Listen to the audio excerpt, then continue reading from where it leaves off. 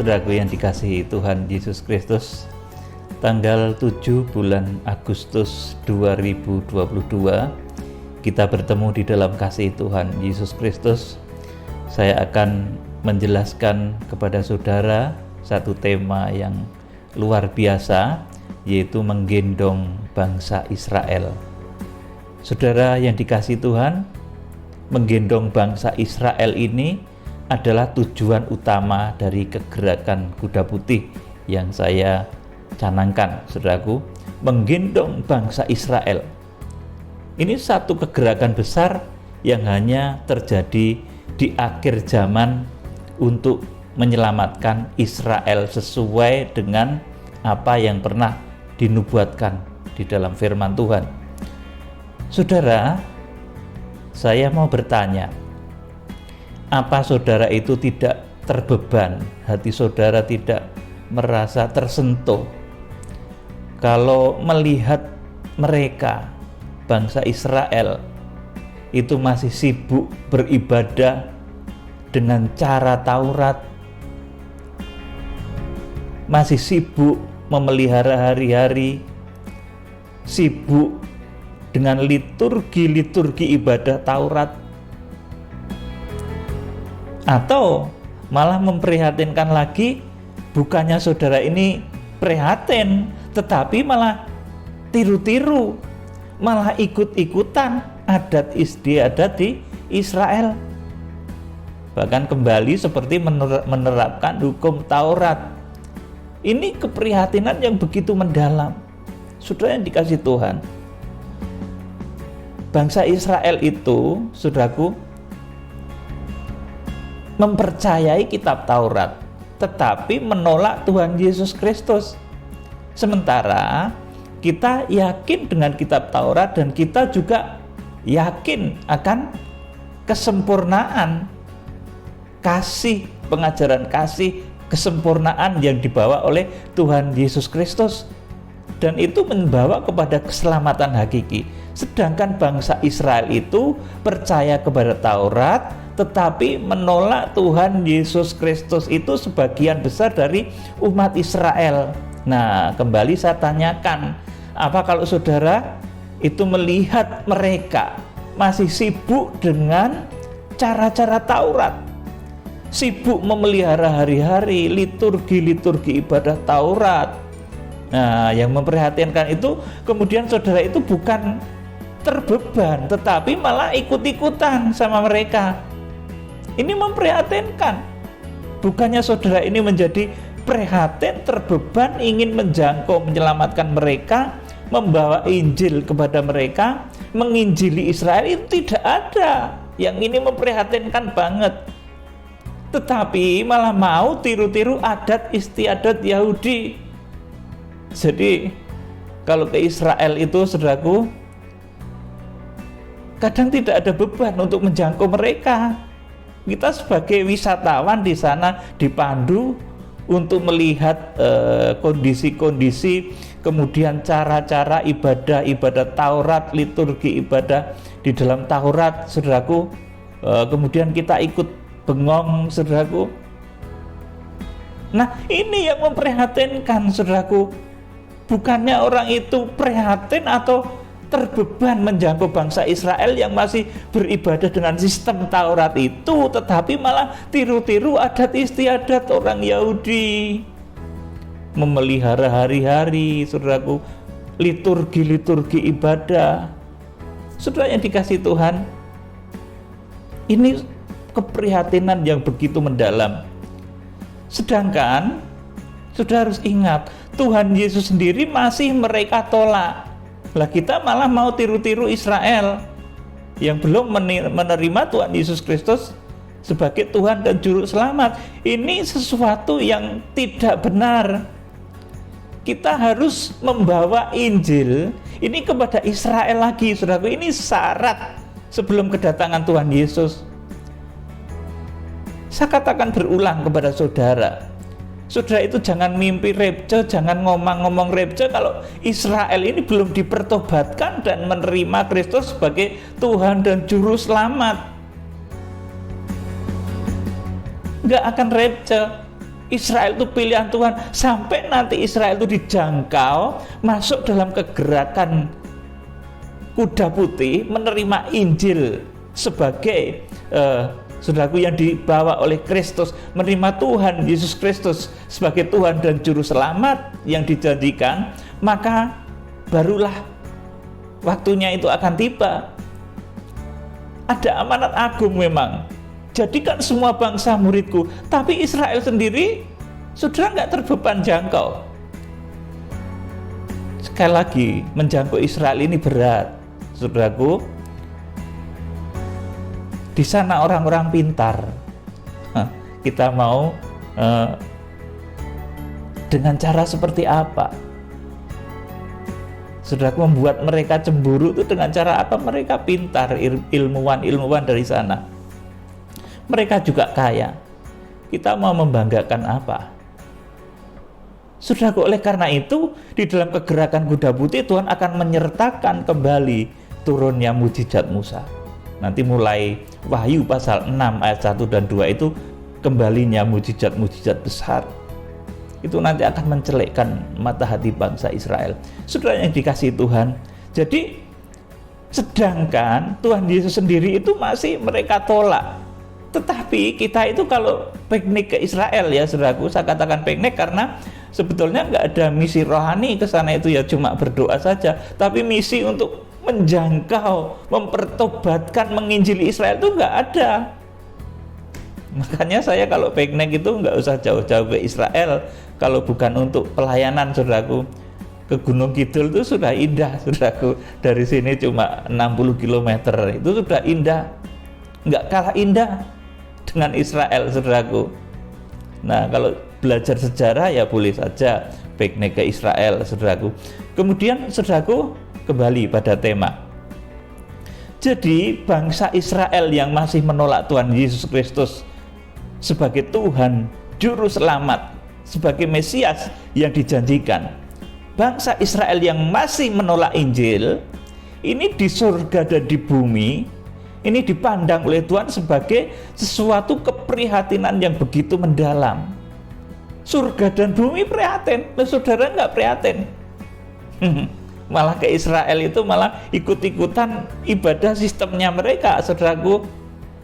Kebanyakan seperti itu, malah ikut-ikutan memelihara hari-hari seperti mereka, ngitung-ngitung hari seperti mereka. Ini kebiasaan orang Israel yang tidak seharusnya kita tiru, karena kita sudah mengenal Kristus. Saudaraku, memang hukum Taurat tidak dihapuskan, ya saudaraku, tapi disempurnakan oleh Kristus.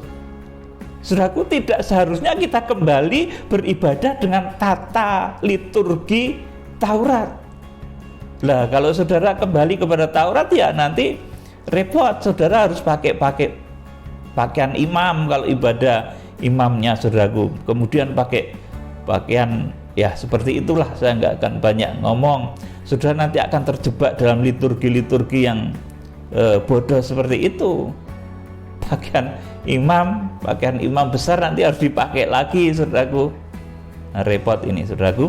Kemudian saya ulangi lagi, jadi Israel yang tidak menerima, masih menolak Injil ini, di surga maupun di bumi ini dipandang Tuhan sebagai keprihatinan yang mendalam. Oleh karena itu, di akhir zaman Tuhan itu akan menggendong Israel.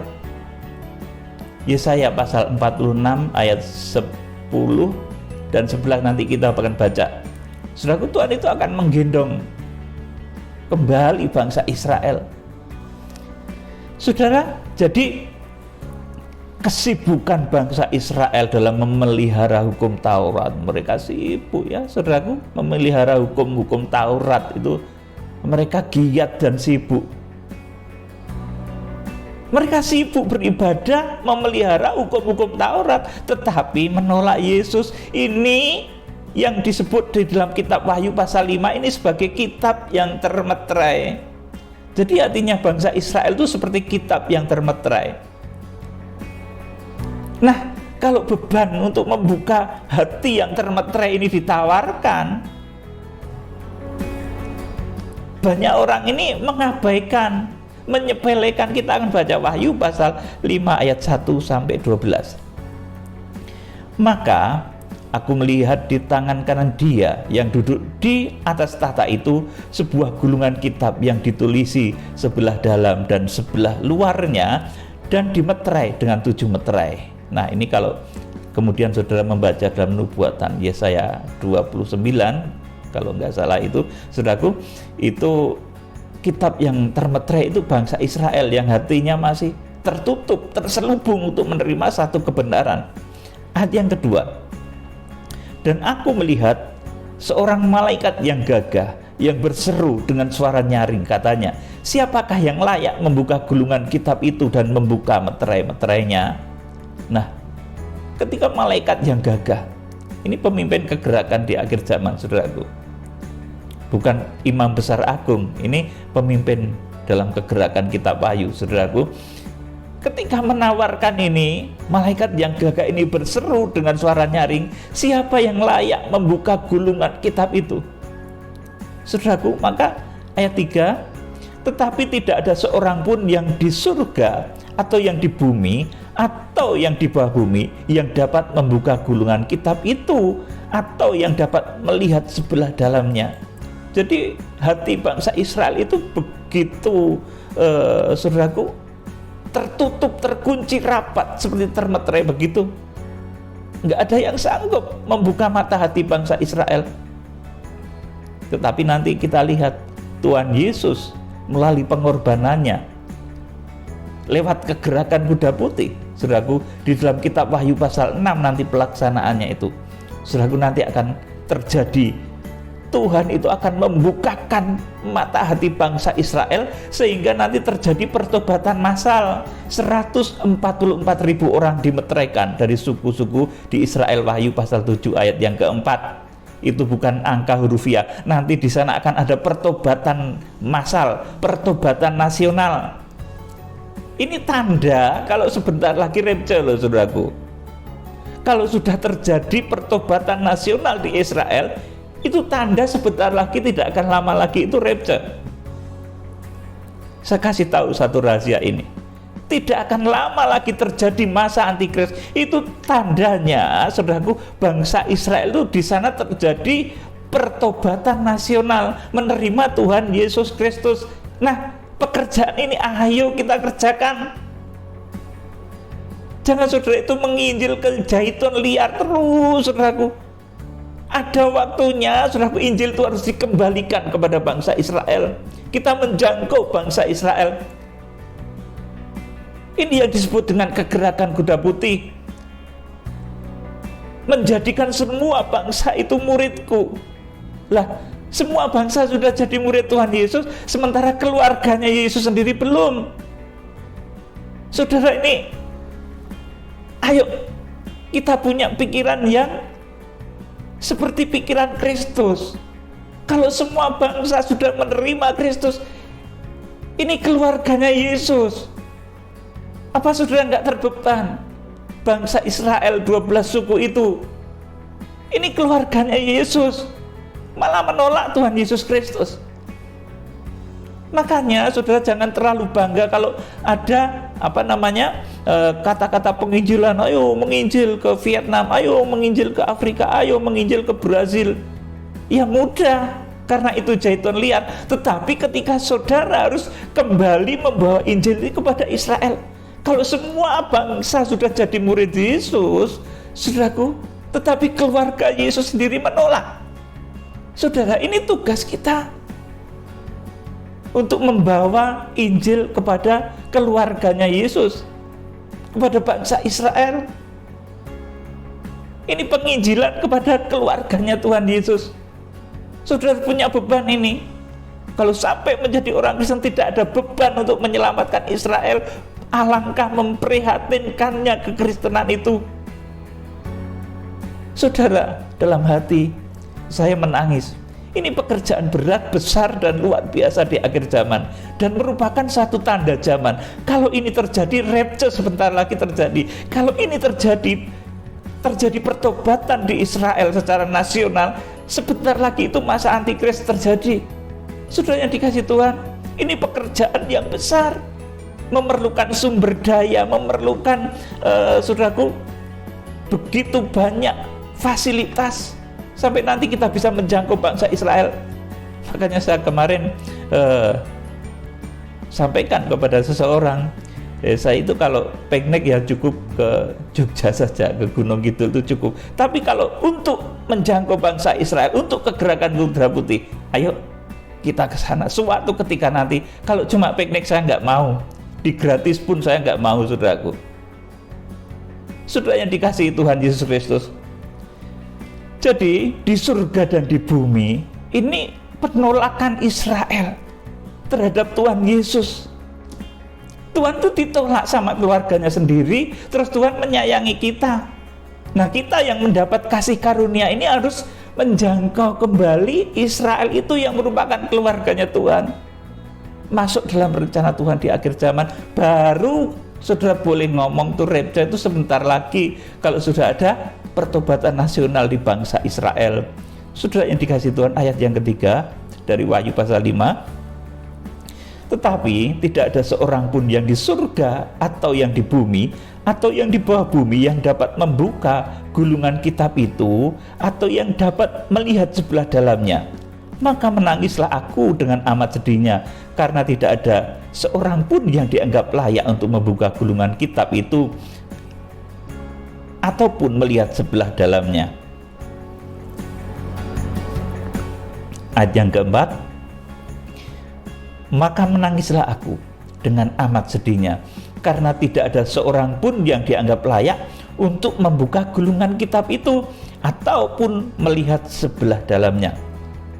Lalu berkatalah seorang dari tua-tua itu kepadaku, janganlah engkau menangis, sesungguhnya singa dari suku Yehuda, yaitu tunas Daud, telah menang, sehingga ia dapat membuka gulungan kitab itu dan membuka ketujuh meterainya. Nah, ayat 5, perhatikan baik-baik. Kalau ada orang yang mengaku, aku saja yang bisa membuka gulungan kitab Wahyu dalam kitab Wahyu pasal 5 ayat yang kelima itu, saudaraku, apa saudara tunas Daud? Bukan toh, saudaraku. Makanya kalau ada yang begini-begini ini, saudaraku, itu pengajaran palsu. Ada orang yang mengaku dia sendiri yang bisa membuka gulungan. Bukan, yang membuka gulungan kitab itu Tuhan Yesus Kristus, singa dari Yehuda. Tuhan Yesus sendiri. Tunas Daud telah menang, sehingga ia dapat membuka gulungan kitab itu dan membuka ketujuh meterainya. Nah, memang nanti di dalam pelaksanaannya, saudaraku, pembukaan 7 meterai itu juga dilaksanakan oleh hamba-hamba Tuhan. Saudaraku, hamba-hambanya yang disebut sebagai 7 bintang. Makanya di dalam Wahyu pasal 1 ayat 16 sudah disebut di sana ada 7 bintang. Itu hamba Tuhan pelaksana dari kegerakan kitab Wahyu, pemimpin kegerakan di dalam kegerakan kitab Wahyu. Itu yang diserai Tuhan untuk melaksanakan penghukuman 7 meterai, terbukanya 7 meterai. Karena ketika meterai-meterai dibuka bersama dengan terbukanya mata hati bangsa Israel, itu dunia akan goncang, langit bumi akan goncang, saudaraku, samudra bergelora, gunung-gunung akan meletus, saudaraku, gempa bumi terjadi di mana-mana. Nah, saya ingatkan lagi, sekarang ini ada model-model orang ya, saudaraku, yang spesialis bernubuat gempa. Hari ini nubuat gempa, besok nubuat lagi gempa, lusa nubuat gempa lagi. Ya lama-lama terjadi, saudaraku, karena memang sudah jadwalnya. Ada lagi yang nubuatnya itu spesialis, nubuat akan ada tsunami besar menenggelamkan berbagai tempat. Ya, tiap hari menubuat seperti itu, saudaraku. Saya itu ketawa, saudaraku. Ini tanggal 8 misalkan nubuat mau ada tsunami yang menenggelamkan satu wilayah. Enggak terjadi tanggal 8, 7 enggak terjadi. Tanggal 9 nubuat lagi akan ada tsunami. Air aku lihat tinggi sekali. Saudaraku, bernubuat seperti itu, tiap hari nubuat spesialis tsunami. Ya lama-lama terjadi karena memang sudah jadwalnya. Saudaraku, jadi orang-orang yang kayak gini nih, saudaraku, sudah jangan diikuti. Tiap hari itu nubuat tapi keliru terus. Saudaraku yang dikasihi Tuhan, nubuat akan ada meteor jatuh, asteroid jatuh. Bulan ini nubuat, bulan depan itu ada meteor jatuh. Saudaraku meleset. Besok kemudian lusa nubuat lagi, akan ada asteroid. Meleset, tapi nubuat terus, ya akhirnya ada betulan karena memang sudah jadwalnya ada. Saudaraku, jadi kalau nubuat dari Tuhan itu tepat ya saudaraku. Ada yang peringatan seperti Nabi Yunus itu, saudaraku, kalau umatnya bertobat kemudian saudaraku bencana itu diurungkan oleh Tuhan. Tetapi ketika meterai 1, 2, 3, 4 itu sesuatu yang nggak bisa ditarik lagi. Ini bedanya saudaraku, seperti 10 tulah di Mesir itu sesuatu yang tidak bisa ditarik kembali, tidak bisa. 10 tulah di Mesir ya harus terjadi, 21 malapetaka, 7 meterai, 7 sangkakala, 7 cawan itu harus terjadi, nggak bisa ditarik lagi. Nah saudaraku, ada orang-orang yang berdalih saudaraku. Nah kemarin saya bernubuat yang nggak terjadi karena mereka bertobat. Ya besok gitu lagi saudaraku. Banyak orang tuh ngelesnya kayak gitu saudaraku. Hati-hati ya dengan yang kayak gitu. Saudaraku yang dikasihi Tuhan, ayat yang ke-6 dari Wahyu pasal ke-5, maka aku melihat di tengah-tengah tahta dan keempat makhluk itu, dan di tengah-tengah tua-tua itu berdiri seekor anak domba seperti telah disembelih, bertanduk 7 dan bermata 7. Itulah ketujuh roh Allah yang diutus ke seluruh penjuru bumi.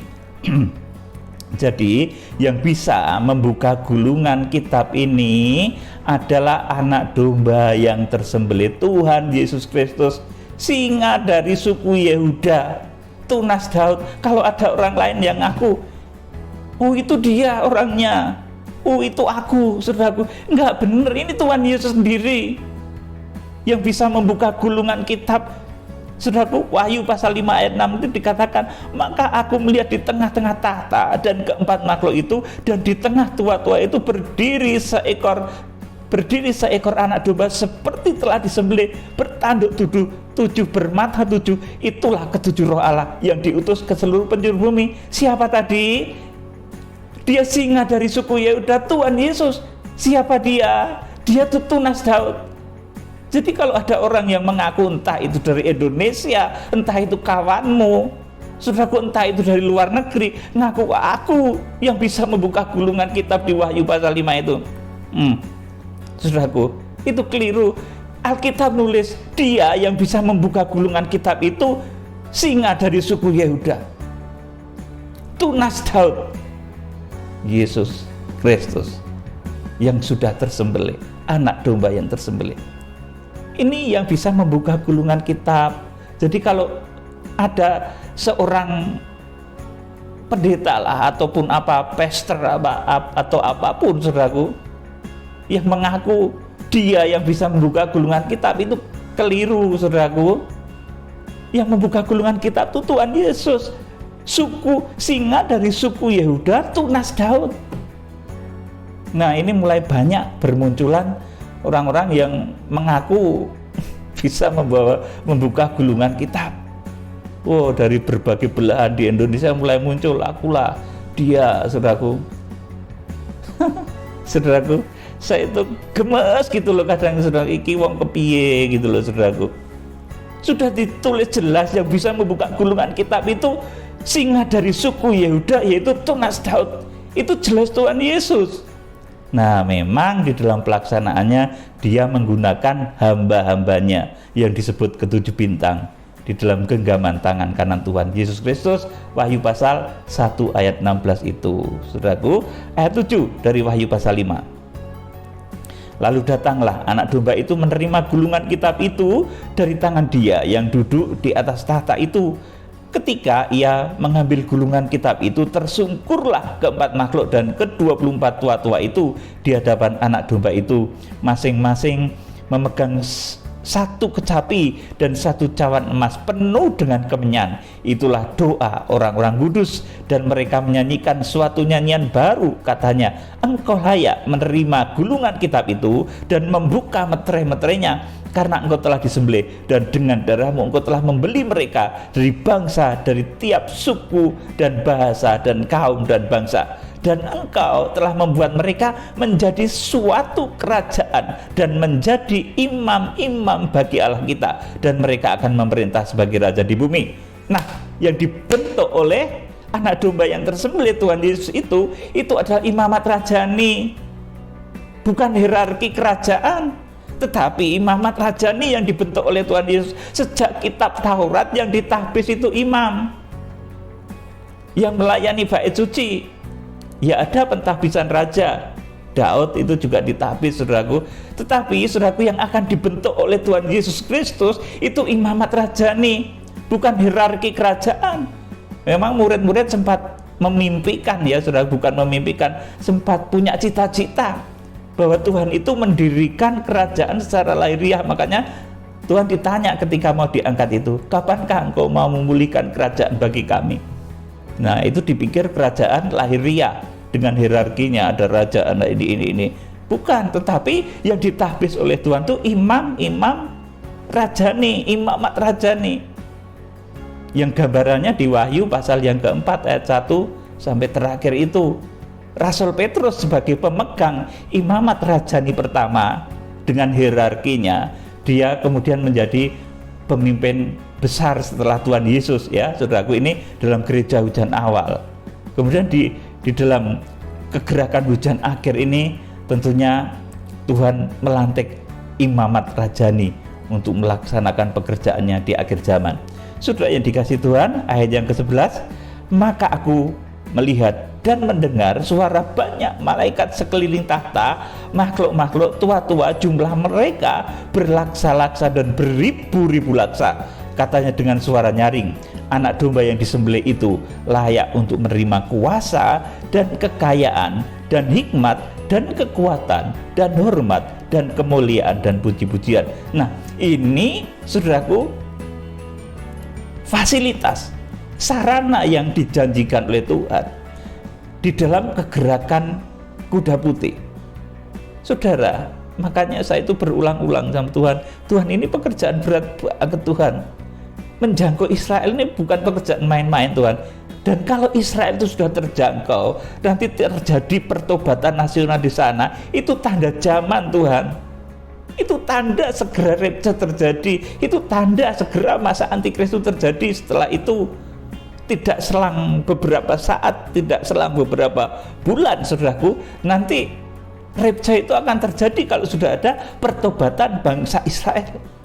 Makanya berulang-ulang, ayo kita miliki beban ini, sudah menjangkau bangsa Israel. Kalau Injil sudah aku beritakan ke seluruh penjuru bumi, sudah aku jadikan semua bangsa muridku. Keluarganya Yesus sendiri, saudaraku, itu Israel, itu masih nolak dia. Saudara, kita akan jangkau mereka.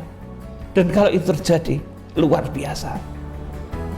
Nanti rencana Tuhan akan segera digenapi. Saudara, jadi saya sampaikan pada saudara, kalau saudara ke Israel atau kemana, saudaraku, saudara jangan malah meniru-niru mereka, ya, liturgi mereka, kebiasaan mereka di dalam memelihara hari-hari. Itu Rasul Paulus sebagai suku Benyamin, sebagai orang Ibrani, pakar hukum Taurat, saudaraku, tak bercacat di dalam mentaati hukum Taurat, itu menyebutkan liturgi-liturgi itu, saudaraku, yang dianggap dulu sebagai kebanggaan, itu Rasul Paulus katakan, aku menganggapnya sampah setelah aku menemukan Kristus.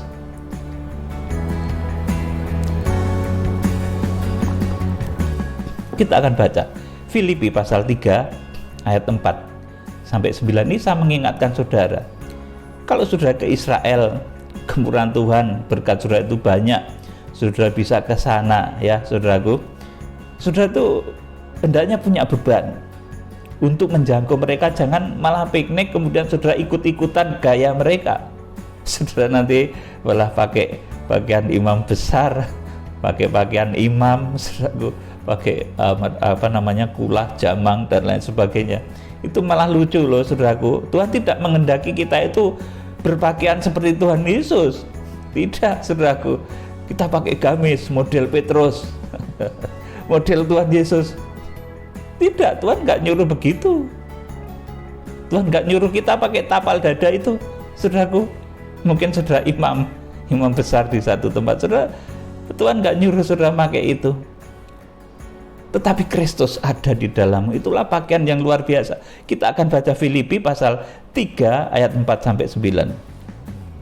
Sekalipun aku juga ada alasan untuk menaruh percaya pada hal-hal lahiriah, jika ada orang lain menyangka dapat menaruh percaya pada hal-hal lahiriah, aku lebih lagi disunat pada hari ke-8. Nah, saudara, kemudian nyunatin anak di hari ke-8, tiru-tiru Rasul Paulus. Kemudian saudaraku, dari bangsa Israel, dari suku Benyamin, orang Ibrani asli, tentang pendirian terhadap Taurat, aku orang Farisi. Rasul Paulus tuh pakar kitab Taurat, saudaraku. Tentang kegiatan, aku penganiaya jemaat. Tentang kebenaran dalam mentaati hukum Taurat, aku tidak bercela. Rasul Paulus itu dalam mentaati hukum Taurat tak bercela. Tetapi apa yang dibanggakan itu, saudaraku, setelah terima Kristus, yuk kita baca. Tetapi apa yang dahulu merupakan keuntungan bagiku, sekarang kuanggap rugi karena Kristus. Malahan segala sesuatu kuanggap rugi karena pengenalan akan Kristus Yesus, Tuhanku lebih mulia dari semuanya. Oleh karena dialah aku telah melepaskan semua itu. Nah, Rasul Paulus sudah melepaskan, memelihara hari-hari, disunat di hari ke-8. Kebanggaannya sebagai bangsa Israel dengan tradisinya. Saudara sekarang malah tiru-tiru tradisi Israel, memelihara hari-harinya. Saudaraku, orang Ibrani asli, ahli Taurat, saudaraku, di dalam mentaati Taurat tidak bercacat. Ini dikatakan di dalam Filipi pasal 3 ayat yang ke-6. Tetapi itu semua dianggap sampah. Malahan segala sesuatu kuanggap rugi karena pengenalan akan Kristus Yesus Tuhanku lebih mulia daripada semuanya. Oleh karena dialah aku telah melepaskan semua itu dan menganggapnya sampah, supaya aku memperoleh Kristus. Amin, saudaraku. Kita sudah memperoleh Kristus. Nah, sekarang tugas kita, saudaraku, keselamatan itu asalnya dari keluarga Israel, dari suku Yehuda, dari Tuhan Yesus Kristus. Nah, saat ini keluarganya Tuhan itu belum terima dia. Nah, lewat amanat Roma pasal 11, oleh kemurahan yang kita peroleh, kita harus jangkau bangsa Israel itu. Maka alangkah miris, alangkah prihatinnya kalau ada orang Kristen tidak terbeban menjangkau, menginjili Israel di akhir zaman. Ojo ngomong rapture sebelum Israel itu bertobat, saudaraku.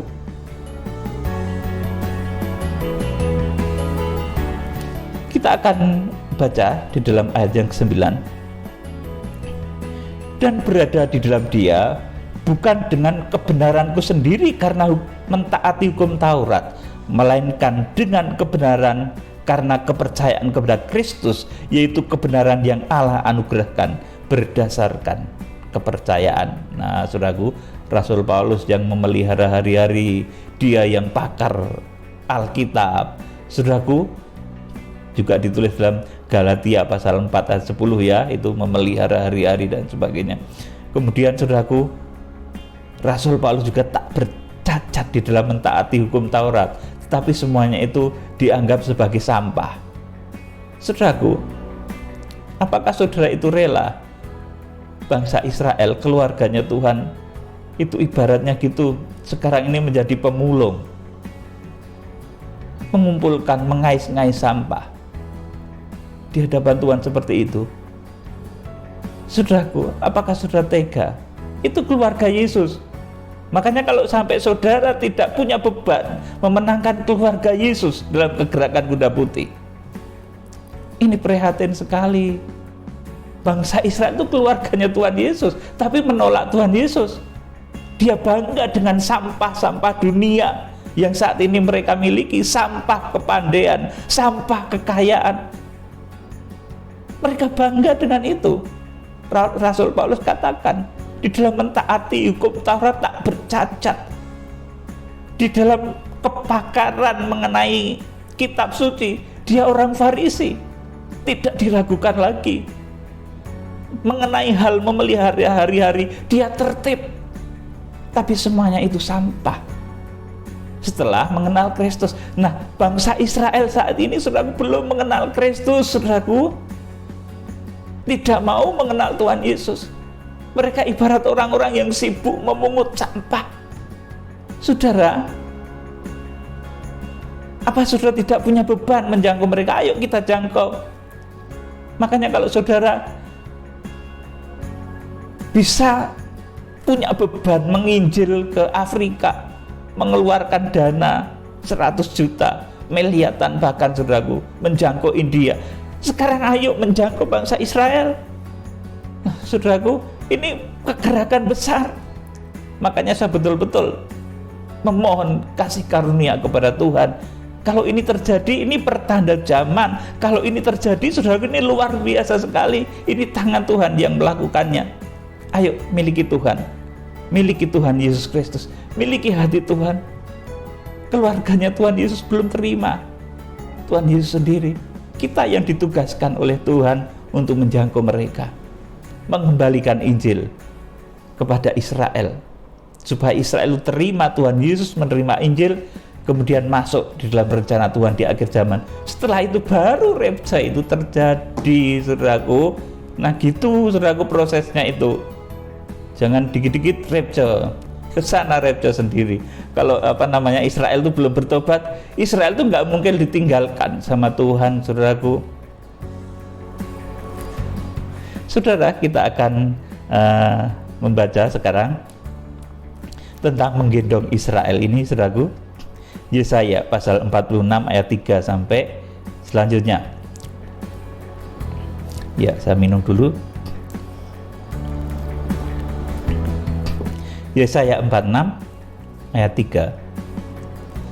Dengarkanlah aku, hai keturunan Yakub, hai semua orang yang masih tinggal dari keturunan Israel, hai orang-orang yang kudukung sejak dari kandungan, hai orang yang kujunjung sejak dari rahim.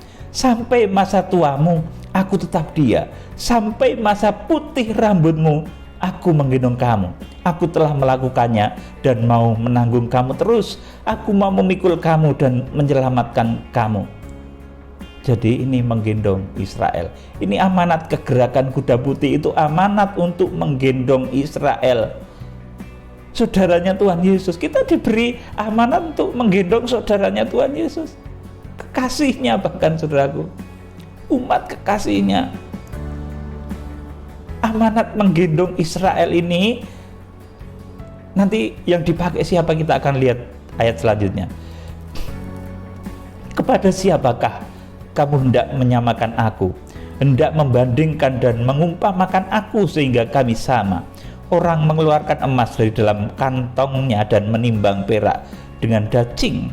Mereka mengupah tukang emas untuk membuat Allah dari bahan itu, lalu mereka menyembahnya, juga sujud kepadanya. Mereka mengangkatnya ke atas bahu dan memikulnya, lalu menaruh di tempatnya. Di situ ia berdiri dan tidak dapat beralih dari tempatnya. Sekalipun orang berseru kepadanya, ia tidak menjawab dan ia tidak menyelamatkan mereka dari kesesakannya. Ingatlah hal itu dan jadilah malu. Pertimbangkanlah dalam hati, hai orang-orang pemberontak. Selanjutnya, ingatlah hal-hal yang dahulu. Ini ayat 9.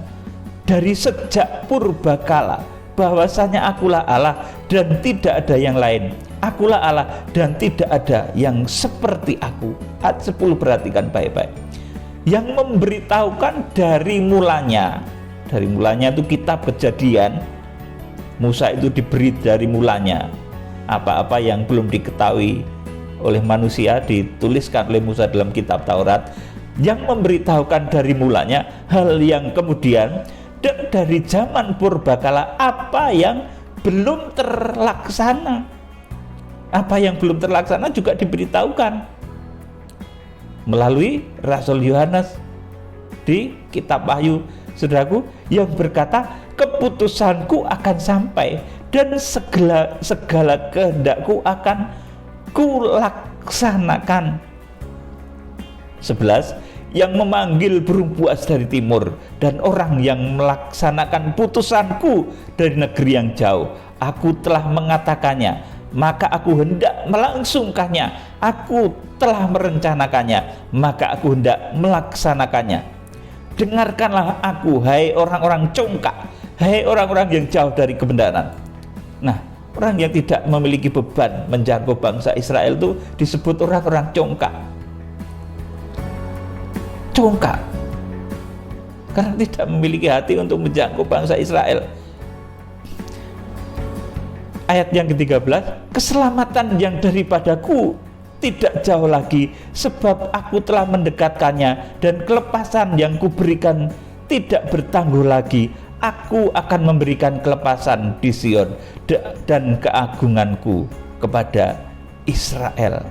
Amin, saudaraku. Jadi Tuhan itu, saudaraku, akan menggendong Israel itu sebagai hal yang terkemudian, yang memberitahukan dari mulanya hal yang kemudian, dan dari zaman purbakala apa yang belum terlaksana, yang berkata keputusanku akan sampai dan segala kehendakku akan kulaksanakan. Saudaraku, jadi ini amanat kegerakan Kuda Putih, saudaraku, untuk menjangkau kembali, menggendong Israel. Nah, caranya itu dalam kitab Wahyu pasal 6 ayat 1 dan 2. Yuk kita baca. Ini caranya. Maka aku melihat anak domba itu membuka yang pertama dari ketujuh meterai itu, dan aku mendengar yang pertama dari keempat makhluk itu berkata dengan suara bagaikan bunyi guruh, mari. Dan aku melihat sesungguhnya ada seekor kuda putih, dan orang yang menungganginya memegang sebuah panah, dan kepadanya dikaruniakan sebuah mahkota, lalu ia maju sebagai pemenang untuk merebut kemenangan. Ini kegerakan kuda putih, saudaraku. Ia maju sebagai pemenang untuk merebut kemenangan. Ini yang disebut dalam Yesaya pasal 46 ayat 11, yang memanggil burung buas dari timur dan orang yang melaksanakan putusanku dari negeri yang jauh. Aku telah mengatakannya, maka aku hendak melangsungkannya. Aku telah merencanakannya, maka aku hendak melaksanakannya. Kemudian amanat ini dijelaskan juga dalam Roma pasal 11 ayat 25, kalau kompletnya semua dibaca ya, ayat 25, ayat 28 sampai 31, saya akan bacakan ayat 25. Sebab saudara-saudara, supaya kamu jangan menganggap dirimu pandai, aku mau agar kamu mengetahui rahasia ini. Sebagian dari Israel telah menjadi tegar sampai jumlah yang penuh dari bangsa-bangsa lain masuk. Nah, saudaraku, jumlah yang penuh dari bangsa-bangsa lain masuk ini dari hasil penginjilan kepada zaitun liar, kepada orang-orang di seluruh penjuru bumi. Jadikan semua bangsa muridku, murid Yesus. Itu amanat agung itu, saudaraku. Sampai jumlah yang penuh dari bangsa-bangsa lain telah masuk. Dari bangsa Afrika, dari bangsa Indonesia, dari bangsa India, dari bangsa seluruh penjuru bumi. Sesudah itu masuk dan penuh, saudaraku, Israel itu menjadi tegar sampai jumlah yang penuh dari bangsa-bangsa lain telah masuk. Nah, kalau nanti jumlah itu sudah penuh, jumlah yang ditetapkan oleh Tuhan, maka saudaraku, kegerakan kuda putih ini harus segera terjadi. Ayat 26, dengan jalan demikian seluruh Israel akan diselamatkan. Seperti ada tertulis, dari Sion akan datang penebus, ia akan menyingkirkan segala kefasikan daripada Yakub. Dan inilah perjanjianku dengan mereka apabila aku menghapuskan dosa mereka. Mengenai Injil, mereka adalah seteru Allah oleh karena kamu, tetapi mengenai pilihan, mereka adalah kekasih Allah oleh karena nenek moyang. Sebab Allah tidak menyesali kasih karunia dan panggilannya. Sebab sama seperti kamu dahulu tidak taat kepada Allah, tetapi sekarang beroleh kemurahan oleh ketidaktaatan mereka. Jadi kita sekarang beroleh kemurahan oleh karena ketidaktaatan Israel. Kita sekarang beroleh kekuatan, kita beroleh kuasa, kita beroleh kekayaan, dan 7 perkara tadi itu diperoleh karena apa, saudaraku? Sebab sama seperti kamu dahulu tidak taat kepada Allah, tetapi sekarang beroleh kemurahan oleh ketidaktaatan mereka. 7 perkara tadi diberikan kepada kita. Untuk apa, saudaraku? Kalau di Wahyu pasal 12 tadi, saudaraku, itu untuk kemuliaan anak domba. Jadi kalau sudah diberkati, hendaknya saudara itu memiliki beban menjangkau bangsa Israel dalam kegerakan kuda putih. Saudaraku, ayat yang ke-31, demikian juga mereka sekarang tidak taat, supaya oleh kemurahan yang telah kamu peroleh, mereka juga akan beroleh kemurahan. Jadi oleh kemurahan yang saudara peroleh, yang kita peroleh, itu mari kita jangkau Israel. Saudaraku, ini pergumulan berat. Saudara, kemarin tuh ada yang tanya, Pak Peter, kenapa Pak Peter pengen membeli satu tempat untuk meeting? Ya, saudaraku, itu memang untuk kegerakan itu butuh hal seperti itu juga, tidak bisa dipungkiri. Kalau kita harus sewa-sewa terus, saudaraku, kita harus pinjem-pinjem terus, itu nggak enak juga, saudaraku. Ya harus punya, Tuhan Maha Kaya, saudaraku, melengkapi kita dengan 7 perkara yang luar biasa. Saudara, suatu ketika Tuhan akan melengkapi ini, dan saya yakin orang-orang yang diberkati Tuhan akan digerakkan oleh Tuhan untuk melakukan pekerjaan Tuhan ini, menjangkau saudaranya Tuhan Yesus, penjangkau bangsa Israel. Ini pekerjaan besar. Permulaannya nanti, saudaraku, pasti akan ada orang Israel, utusan Israel yang akan ke Indonesia, saudaraku. Dan untuk itu kita butuh tempat, saudaraku. Oleh karena itu kita nggak bisa pinjem terus ya pinjem ya. Memang puji Tuhan dikasih pinjem sana, puji Tuhan luar biasa, itu jalan Tuhan. Tetapi suatu ketika harus punya. Tuhan itu Maha Kaya, meskipun kegerakan ini singkat, saudaraku, gerakan kitab Wahyu ini singkat, saudaraku, tapi Tuhan itu Maha Kaya. Tuhan sediakan semuanya bisa, saudaraku. Masakan untuk menjangkau kekasih Tuhan, kita itu pelit, kita itu medit, saudaraku. Ya jangan seperti itu. Untuk menjangkau zaitun liar saja kita bisa mengeluarkan segala sesuatu yang bernilai besar, apalagi untuk menjangkau ini keluarganya Tuhan Yesus. Israel itu keluarganya Tuhan Yesus, saudaraku. Mereka menolak Tuhan Yesus. Nah, untuk kegerakan kuda putih ini, mari kita terbeban, memiliki hati yang terbeban. Kita memiliki hati yang seperti malaikat yang gagah di Wahyu pasal 5 tadi. Siapa yang punya beban untuk ini? Saya tawarkan kepada saudara. Siapa? Saudara yang terbeban untuk kegerakan ini. Saudara akan dilimpahi 7 perkara itu. Sampai Rasul Yohanes itu nangis. Karena kalau ngomong masalah menjangkau Israel itu nggak ada yang hatinya itu yang nggak ada yang greget gitu loh, saudaraku. Ngertinya ya menginjil itu seperti yang saya sampaikan di awal, menginjil di Afrika, menginjil di India, menginjil di pedalaman Amazon, seperti itu tahunya itu. Padahal menginjil final di akhir zaman itu kita harus menangkan Israel, terima Tuhan Yesus Kristus Mesias, dan ini butuh sumber daya. Oleh karena itu, kiranya Tuhan memberkati saudara dengan roh hikmat dan wahyu. Salam penuaian Tuhan Yesus Kristus, pemilik kekayaan langit bumi, memberkati saudara dengan berkat yang tak terduga. Haleluya. Amin.